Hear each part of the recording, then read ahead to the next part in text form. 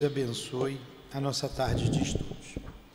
Vamos dar continuidade ao livro No Mundo Maior e estamos no capítulo 4, não é? Estudando o cérebro. O meu é página 61.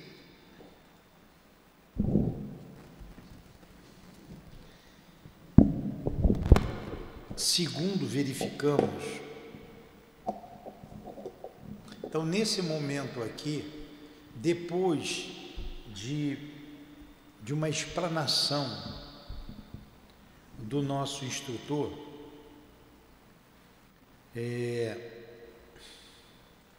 Calderaro, ele novamente focou o obsidiado e o obsessor.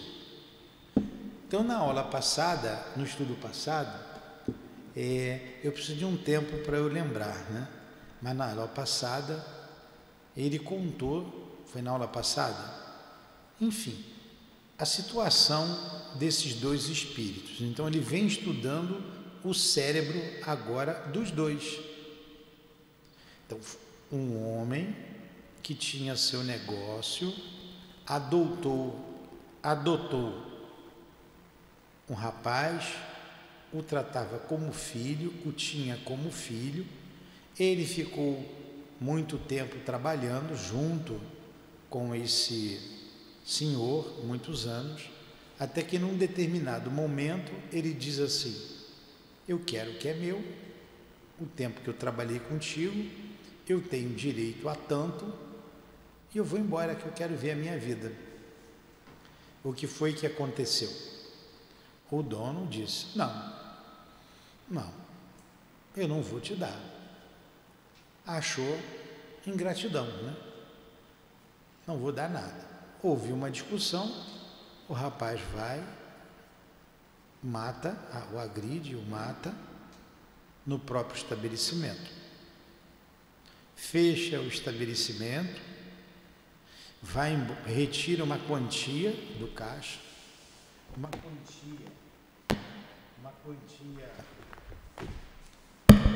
quantia que ele achava que tinha direito. Ele não levou tudo, levou parte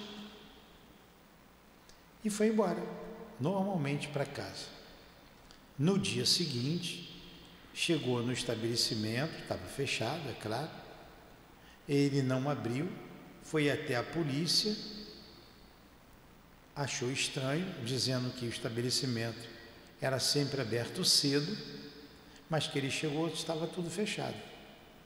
Ele entra com a polícia e a polícia o vê morto, vê o caixa aberto, viu que levaram parte do dinheiro e, na época, as investigações não eram tão precisa, tão competente como hoje, né? Não tinha o aparelhamento que se tem hoje, e o crime não foi descoberto, e o rapaz ajudou a esposa do falecido, deu todo o apoio para o enterro, enfim, cumpriu a sua parte de filho adotivo e depois seguiu a vida dele. Seguiu a vida, casou-se, teve 5 filhos, mas o remorso não o deixava ser feliz. Ele se entregava ao trabalho diuturnamente, o tempo que estava em casa dava atenção aos filhos, à esposa, mas o crime não saía da sua cabeça. Narra aqui o nosso irmão André Luiz, com o Chico, que ele até pensou em se entregar, depois de muitos anos, para ver se aliviava a sua consciência. Mas concluiu que não ia adiantar muita coisa e seguiu a vida. Essa análise, então, o que foi assassinado o perseguiu e ficou jungido a ele. Jungido. Cérebro a cérebro, os dois ali. Ele não tinha paz e o outro também não, né? A vingança. o ódio. Essa é a história. E o nosso irmão Calderaro, instrutor do André Luiz, está analisando essa situação. Como se comportam os dois, esses dois espíritos. Estudou o cérebro de cada um, falou do consciente, do subconsciente e do superconsciente. O consciente, a vida atual, o superconsciente, a vida futura, o subconsciente, o passado. E diz que os dois estacionaram. Não conseguiram ir à frente, não conseguiram trabalhar para sair da situação em que estavam, paralisaram no tempo. Então, é essa análise que o Calderaro está fazendo e que o André Luiz tem uma porção de dúvidas, fez uma porção de perguntas, e nós que estamos lendo a história e ouvindo as explicações, também achamos bastante complexas essas explicações, não foi isso? Nas duas aulas passadas. Então vamos lá, vamos continuar. Foi melhor assim, né? Para a gente se situar na história. Segundo verificamos, Jesus Cristo, o assistente deixou perceber novo brilho nos olhos, percussiente, e acrescentou: segundo verificamos, Jesus Cristo tinha sobradas razões recomendando-nos o amor aos inimigos e a oração pelos que nos perseguem e caluniam. Não é isto mera virtude, senão princípio científico de libertação do ser, de progresso da alma, de amplitude espiritual. No pensamento residem as causas. Época virá em que o amor, a fraternidade e a compreensão, definindo estados do espírito, serão tão importantes para a mente encarnada quanto o pão, a água, o remédio. É questão de tempo. Lícito é esperar sempre o bem, com o otimismo divino. A mente humana, de maneira geral, ascende para o conhecimento superior, apesar de, por vezes, parecer o contrário.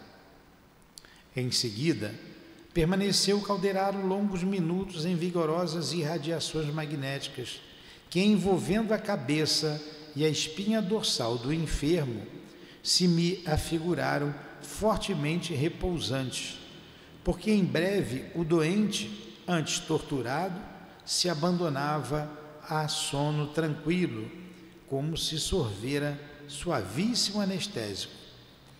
Dentro em pouco, encontrava-se em nosso círculo, temporariamente afastado do veículo denso, tomado de pavor perante o verdugo implacável que se mantinha sentado, impassível, num dos ângulos do leito.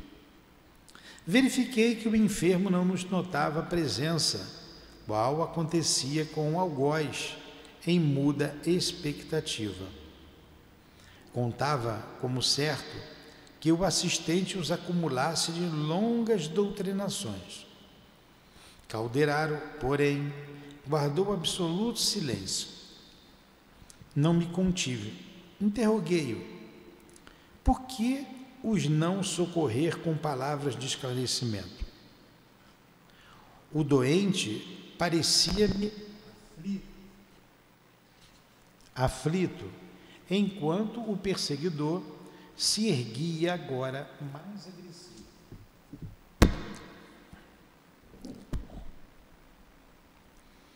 Por que não sustar o braço cruel que ameaçava um infeliz. Não seria justo impedir o atrito que acarretaria consequências imprevisíveis ao companheiro hospitalizado? O instrutor ouviu-me sereno e respondeu: falaríamos em vão, André, porque ainda não sabemos amá-los como se fossem nossos irmãos ou nossos filhos. Para nós ambos, espíritos de raciocínio algo avançado, mas de sentimentos menos sublimes, são eles dois infortunados e nada mais. Damos-lhes, no momento, o de que dispomos, isto é, intervenção benéfica no campo de seus sofrimentos exteriores, nos limites de nossas aquisições, no domínio do conhecimento. Agora vocês vejam, né? O que falta faz o amor em nós. O Calderaro fez uma colocação muito importante, principalmente para quem fala com espíritos na desobsessão, viu, Irlã? Às vezes a gente sabe, né, o que falar, tem a técnica, mas se não tiver amor, pelo menos um pouquinho que a gente já desenvolveu, a gente não alcança o objetivo, não alcança. E em alguns casos, por faltar esse pleno amor, a gente não consegue. E na maioria dos casos, a gente consegue por causa do amor dos nossos guias que estão junto a nós, que nos contagiam e contagia a pessoa lá, o espírito que está sendo ajudado naquele momento.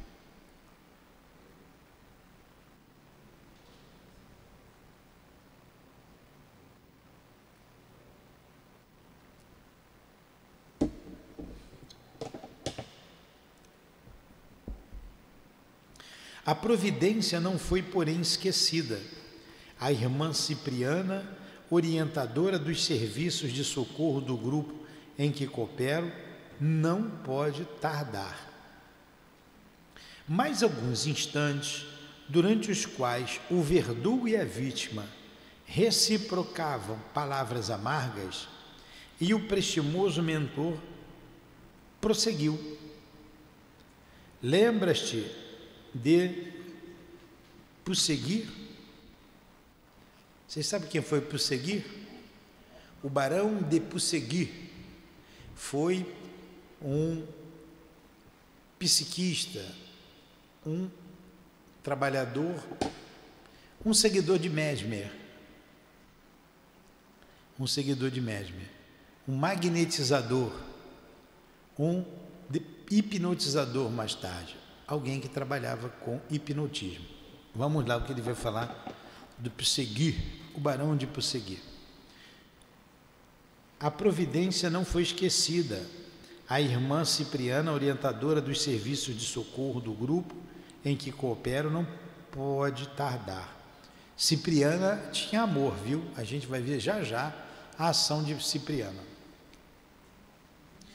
Mais alguns instantes, durante os quais o verdugo e a vítima reciprocavam palavras amargas, e o prestimoso mentor prosseguiu: lembra-te de Pusseguir? Sim, recordava-me de modo vago. Fez-se em meu cérebro uma livre associação de ideias, rememorando estudos que levara a efeito sobre certas realizações de Charcot. Charcot era outro que trabalhava, um seguidor de Mesmer também. Não podia, entretanto, especificar particularidades, porquanto a psiquiatria não fora meu campo direto de trabalho na medicina. E Charcot também foi médico, viu? Um médico e cientista francês, como está aqui embaixo. Tornou o Calderaro solícito. De Pusseguir foi dos primeiros magnetistas que encontraram o sono revelador, em que era possível conversar com o paciente noutro estado consciencial, que não o comum. Desde então, a descoberta impressionou os psicologistas. Com ela, surgia nova terapêutica para o tratamento das moléstias nervosas e mentais. Entretanto, para nós, neste lado da vida, o fenômeno é corriqueiro. Diariamente, milhões de pessoas adormecem sob a influência magnética de amigos espirituais, a fim de serem auxiliadas nas resoluções inadiáveis. Entenderam esse pedaço? Ele citou ali os magnetistas, né? Os magnetistas, Charcot e o Barão de Pussegui. O Pussegui, ele tinha uma terapêutica em que ele induzia o paciente ao sono e ali ele fazia o tratamento.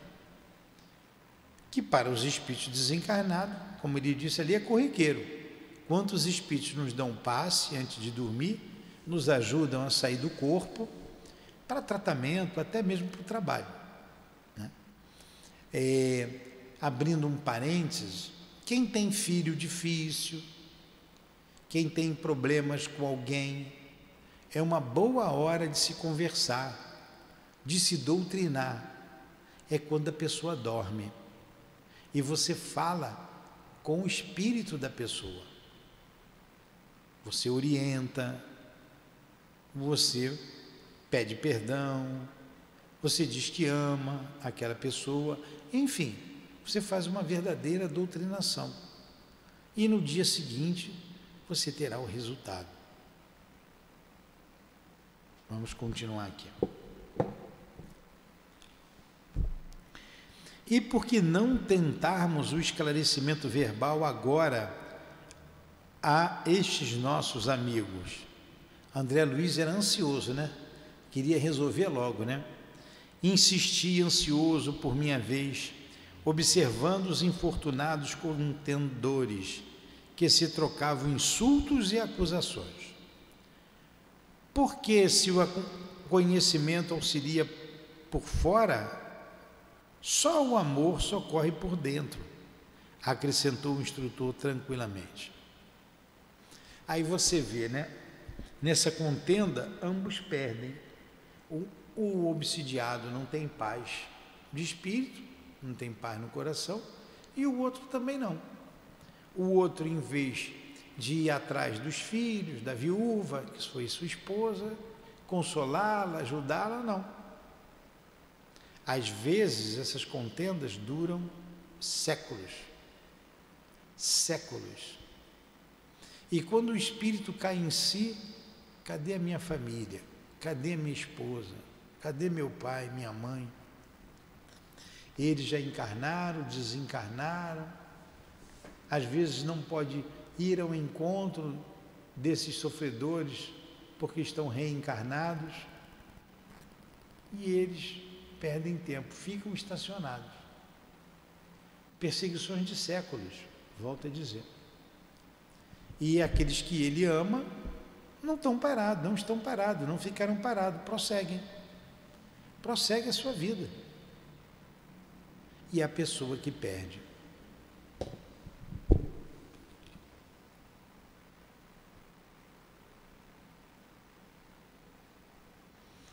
Então o instrutor disse que só o amor socorre por dentro. Com a nossa cultura, retificamos os efeitos quanto possível, e só os que amam conseguem atingir as causas profundas. Ora, os nossos desventurados amigos reclamam intervenção no íntimo para modificar atitudes mentais em definitivo. E nós ambos, por enquanto, apenas conhecemos sem saber amar. Nesse momento, alguém assomou a porta de entrada. Nesse momento, alguém assomou a porta de entrada. Era uma sublime mulher, revelando idade madura. Nos olhos esplendia-lhe brilho meigo e encantador. Curvei-me comovido e respeitoso. Calderaro tocou-me o ombro de leve e murmurou-me ao ouvido: é irmã Cipriana, a portadora do divino amor fraterno que ainda não adquirimos. Muito bem. Aí vamos para o capítulo 5, o poder do amor. Vocês querem prosseguir no capítulo 5 ou querem parar e semana que vem a gente continua? Continua? Temos 20 minutos. Continua? Então vamos lá. Estava doido para vocês dizerem assim, não para, semana que vem. Estou no bagaço hoje. Mas vamos lá. Dá uma parada.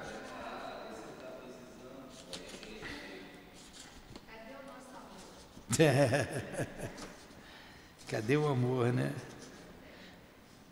Porque semana que vem eu acho que dá para ver ele todo. É um capítulo pequeno. É um capítulo bonito. Não, vamos prosseguir, não tem problema não. Vocês vieram aí para estudar, vamos lá. Ó, o poder do amor. Vamos lá. A mensageira aproximou-se e saudou-nos. Calderaro apresentou-me atenciosamente.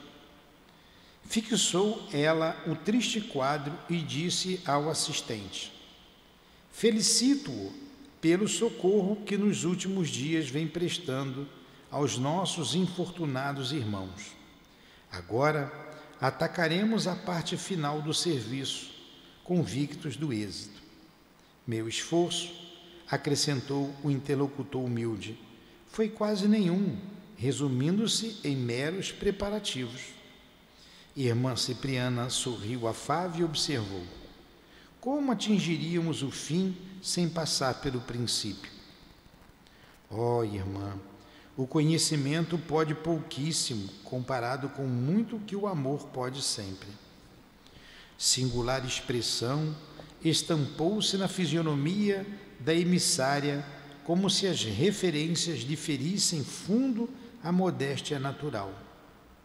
Ocultando os méritos que lhe eram próprios, considerou: sábios, divino Senhor, que ainda estou a grande distância da realização que me atribui. Sou frágil e imperfeita e devo caminhar ainda infinitamente para adquirir o amor que fortalece e aperfeiçoa. Retendo o olhar firmemente sobre meu companheiro, acrescentou: estamos em cooperação fraternal na obra que pertence ao Altíssimo. Espero que os amigos se mantenham apostos, efetuando a maior porção de serviço, porque quanto a mim, só atenderei aos singelos deveres que um coração materno pode desempenhar. Assim dizendo, acercou-se de ambos os infelizes, postando-se em atitude de oração. Que estaria pedindo às forças superiores, ali diante de nós, aquela mulher de extraordinária expressão? Sentia-lhe enlevado a sinceridade profunda, a humildade fiel.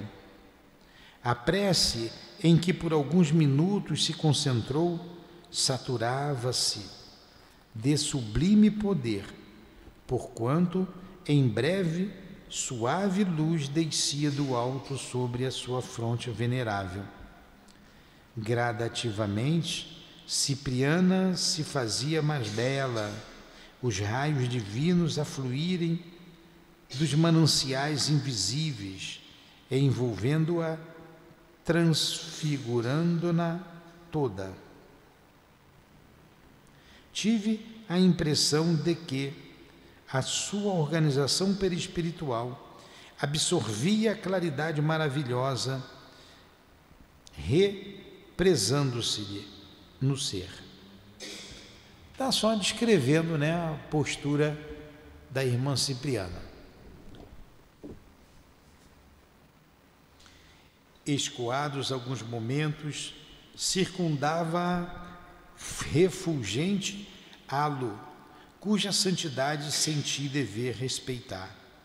Dos olhos, do tórax e das mãos efluíam irradiações de frouxa e suave luz, que não me terrificava a retina surpresa.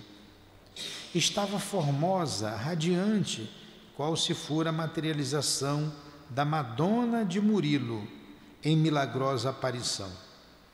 Murilo é um pintor espiritual e a Madonna era a pintura que ele fez.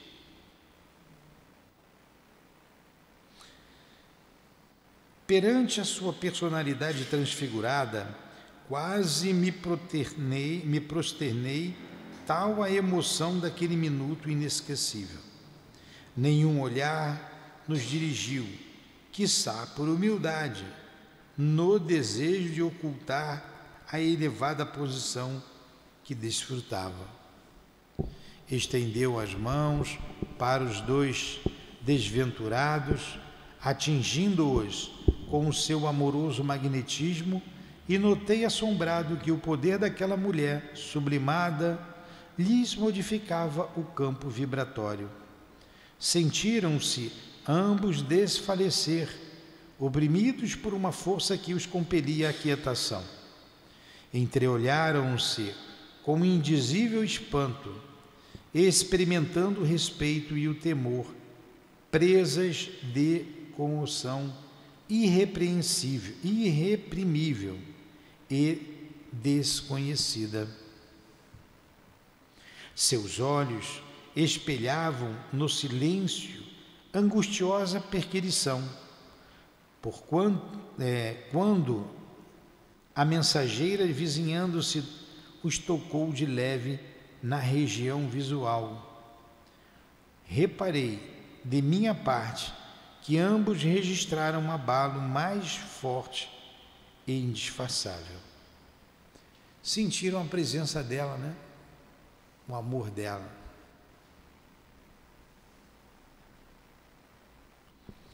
Reconhecendo o poder divino que era dotada a emissária, notei que o enfermo, parcialmente liberto do corpo, e o perseguidor implacável passaram a ver-nos como um indescritível perseguidor espanhol.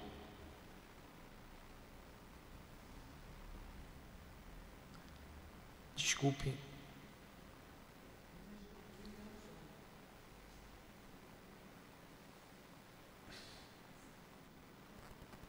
Onde que eu li perseguidor de espanhol, hein?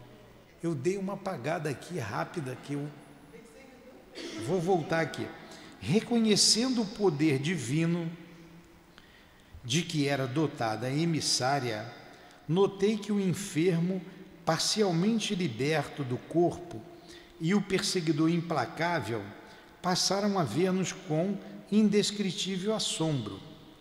Gritaram violentamente, empolgados pela surpresa e por julgar cada um de nós o que vê através do prisma de conhecimentos adquiridos, cuidaram fossem visitados pela excelsa Mãe de Jesus. Definiam o ambiente em harmonia com as noções religiosas que o mundo lhes inculcara. Onde que eu tirei espanhol? Perseguidor de espanhol. Olha, ontem a gente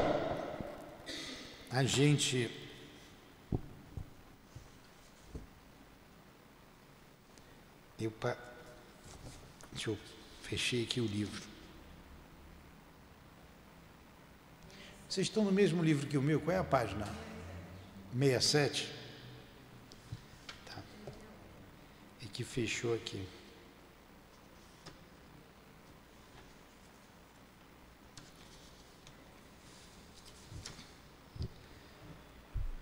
Ontem, hoje, a gente atendeu alguns casos aqui. Sábado foram vários casos, todos eles com problemas obsessivos vindo da Espanha. lá na Inquisição. E eu estou com isso na cabeça, deve ser isso. Devo ter dormido, ido para lá. Hoje teve um outro, mesmo caso, um outro também ligado à Espanha. Então é isso. Eu dei uma apagadinha aqui, a cabeça foi lá. Vamos lá. Então, eles confundiram como se fosse Maria, né? O doente ajoelhou-se de súbito. É aqui? Hã? Então, é aqui mesmo. O doente ajoelhou-se de súbito, dominado por incoercível comoção, e desfez-se em copioso pranto. O outro, porém, embora perplexo e abalado, manteve-se ereto, qual se o bendito favor daquela hora não lhe fosse a ele mesmo concedido. Mãe dos céus, exclamou o companheiro hospitalizado, chorando convulsivamente, como vos dignais de visitar o criminoso que sou eu? Sinto vergonha de mim mesmo, sou imperdoável pecador, abatido pela minha própria miséria. Vossa luz revela-me toda a extensão das trevas em que me adebato. Condoei-vos de mim, Senhora. Havia uma sinceridade imensa, aliada à imensa dor, naquelas palavras de angústia e de arrependimento.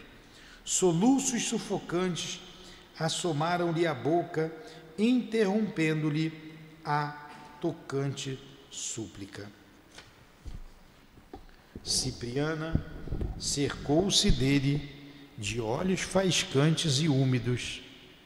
Tentou soerguê-lo sem, no entanto, lograr que ele deixasse a postura genuflexa.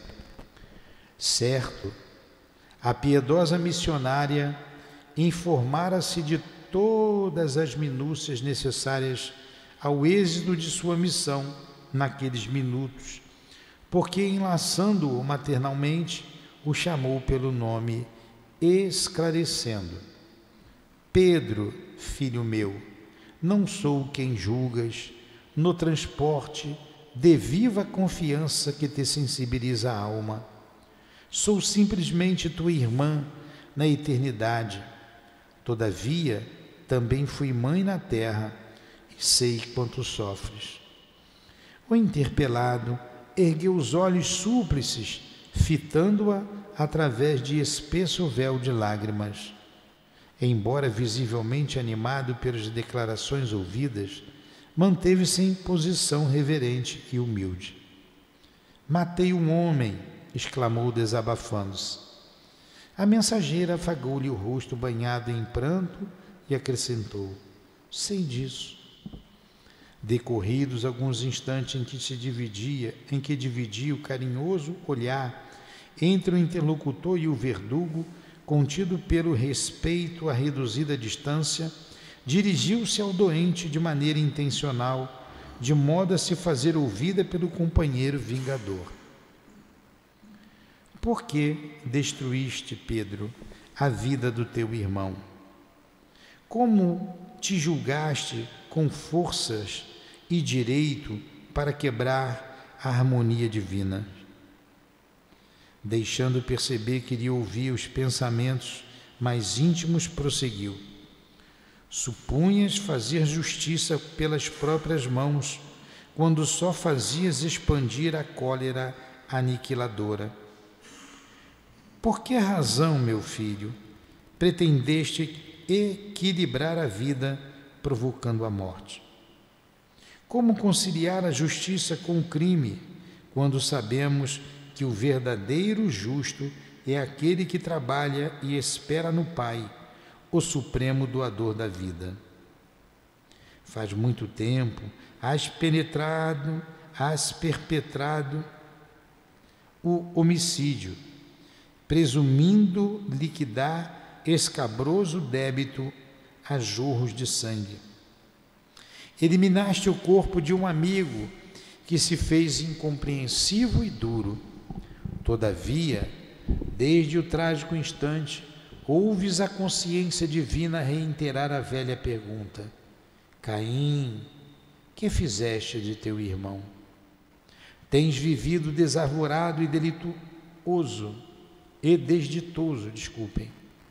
Tens vivido desarvorado e desditoso, de alma agrilhoada à própria vítima, aprendendo que o mal jamais se coadunará com o bem e que a lei cobra dobrados tributos àquele que se antepõe aos seus ditames sábios e soberanos. Destruíste a paz de um companheiro e perdeste a tranquilidade própria. Suprimiste-lhe o veículo físico, mas perambulas algemado ao teu sentindo, qual pesado fardo. Destruíste a paz de um companheiro e perdeste a tranquilidade própria. Suprimiste-lhe o veículo físico, mas perambulas algemado ao teu, sentindo-o qual pesado fardo.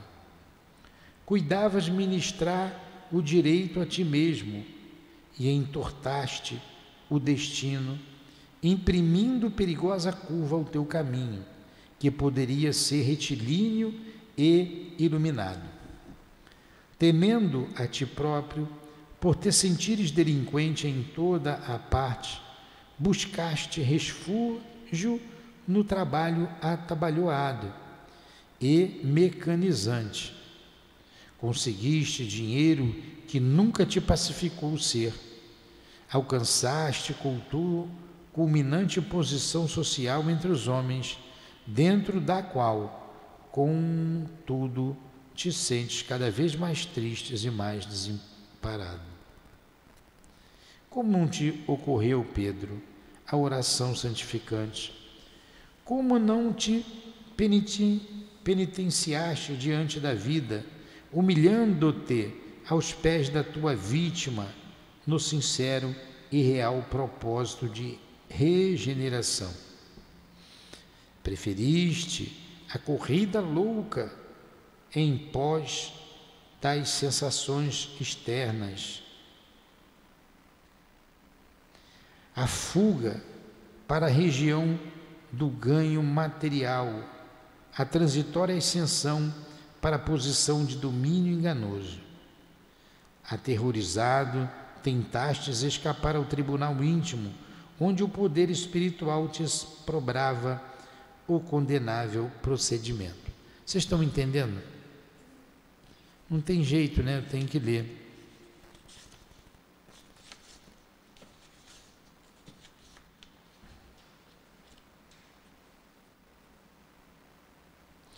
Mas nunca é tarde para levantar o coração e curar a consciência ferida.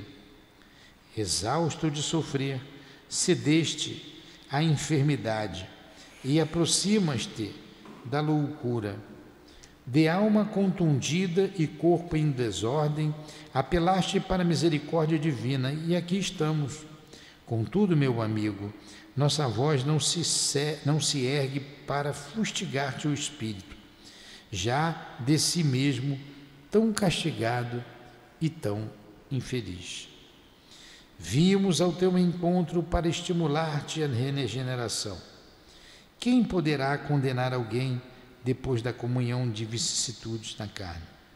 Quem se sentirá suficientemente puro e santificado para tirar a primeira pedra, mesmo depois de haver atravessado a fronteira de cinzas do sepulcro? Quem de nós terá passado incólume nas correntes do pântano? Não, Pedro.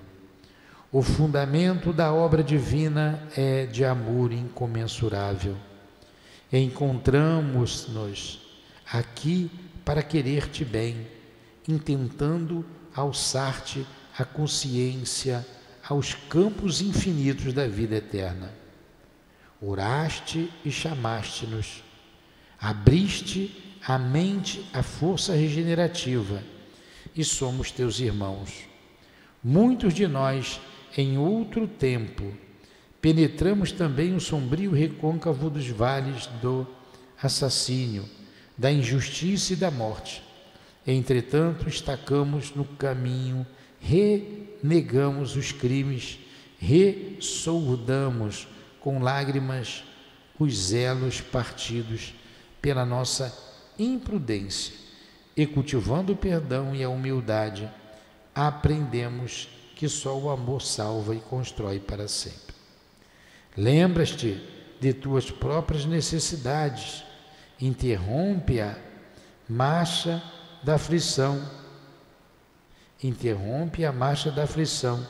reconsidera a atitude e faze novo compromisso perante a divina justiça. Agora eu acho que está bom, né? Deu a hora.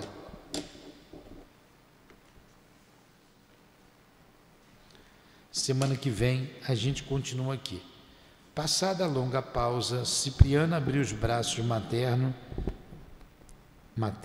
e aceitou.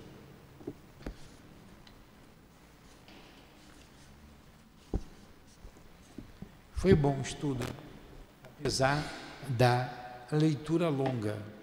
Tudo bem? Seja bem-vinda.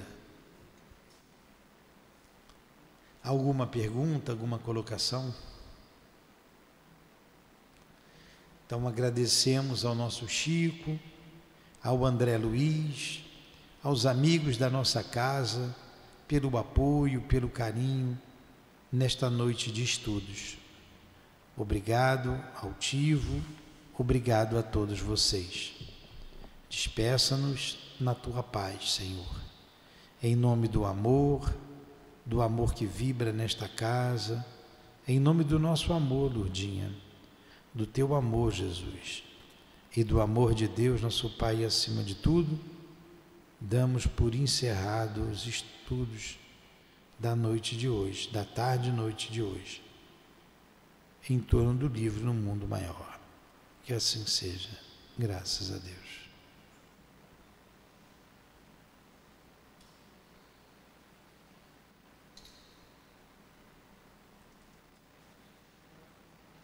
CEAP, Centro Espírita Altivo Panfiro. Uma casa de amor.